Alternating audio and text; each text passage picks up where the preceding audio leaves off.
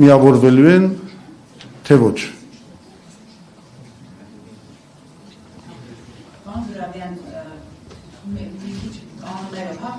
Բանակցություններ եք վարել որ ուժերի հետ, մեր ձևովի հետ, որ քաղաքական ուժերի հետ եք բանակցություններ վարել և չի ստացվել, որն է պատճառը չի ստացվել նաև, և տեսեք նոր ձևավորվող ուժերը այս բանին հայտարարում են, որ նախկին նախագահների, նրանց թիմակիցների հետ կապված հետաքրքիր ձևաչափ են ընտրել, նախ ասում են նախկին նախագահների առաջնորդություն չպետք է լինի և նաև ասես թե դիստանցավորվում են նախկին նախագահների թիմակիցների հետ կապված։ Այս խոսույթը երբ որ ընտրություններում հիմնադրվում է նրան, ձեր կարծիքով ինչի համար է և այս նախկին ներկա երբ որ արդեն ընդդիմադիր դաշտում է դա իրականացում, ձեր գնահատականը որն է։ Բայց շատ հետաքրքիր է, գիտեք, դուք ինձ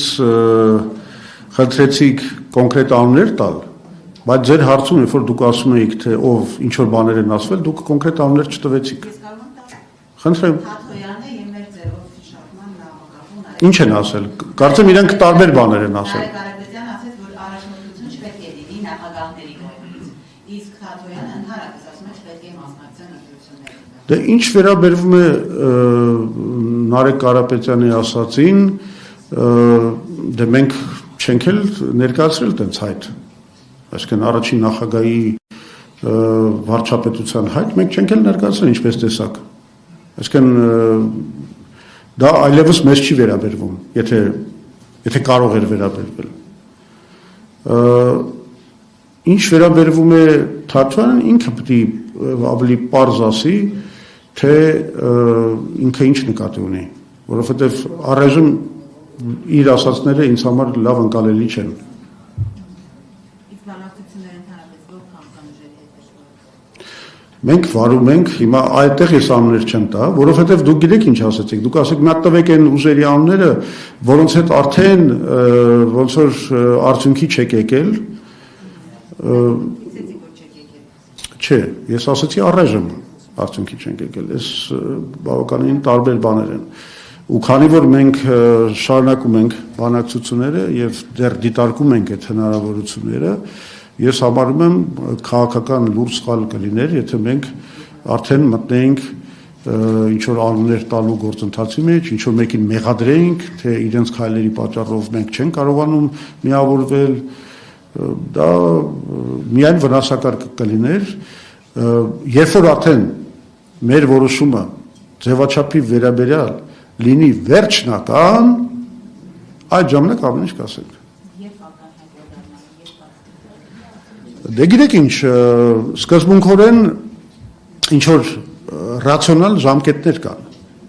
Այսինքն դա պիտի գոնե գիտեք չէ, հիմա անգամ եթե դաշինք ես կազմում,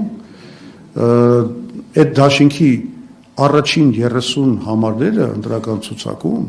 պետք է հաստատվեն դաշինքի մեջ մտած բոլոր կուսակցությունների համագումարներով։ Այսինքն դա բավականին բարդ process է, որի համար ժամանակ է պետք, հետևաբար այդ որոշումը մի կողմից չի կարող շատ ուշ լինել, որովհետև կբացառի համագումարներով այդ տեխնացումների հաստատելու գործընթացը, մյուս կողմից շատ շուտն էլ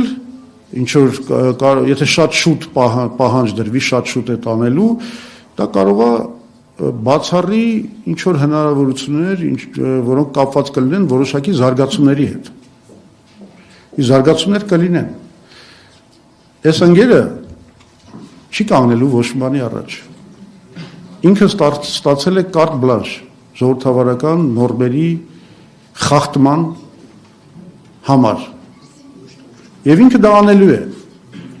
Իր ամեն քայլով ինքը ստեղծում է նոր իրավիճակ։ Ես արդեն ասացի, որ այսօր Նիկոլ Փաշինյանը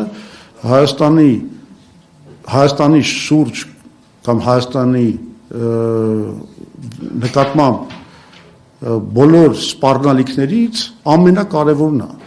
Ինքն է անում անօրեն քայլերը, սամարության դեմ, օրենքի դեմ, չգիտեմ, հասարակական կազմակերպությունների դեմ, կրոնական կազմակերպությունների դեմ, քաղաքացիների դեմ, ինքն է անում։ Իր համար արդեն օրենքը գոյություն չունի, սահմանությունը գոյություն չունի։ Դա պետականաքանդ քաղաքականություն է։ Եվ ամեն այսպիսի քայլով ինքը սերմանում է պառակտություն, անօրենություն, չգիտեմ, թշնամանք, ներքին լարվածություն, ինքը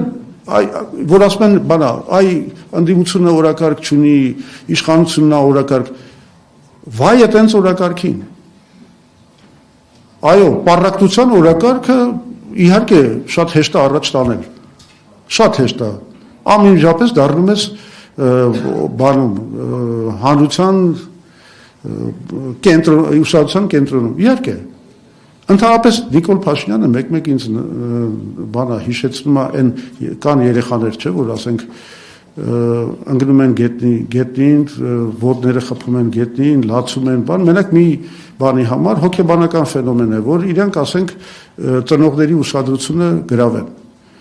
Նիկոլ Փաշինյանի համար շատ հաճախ հանրության ուսացության կենտրոնում լինելու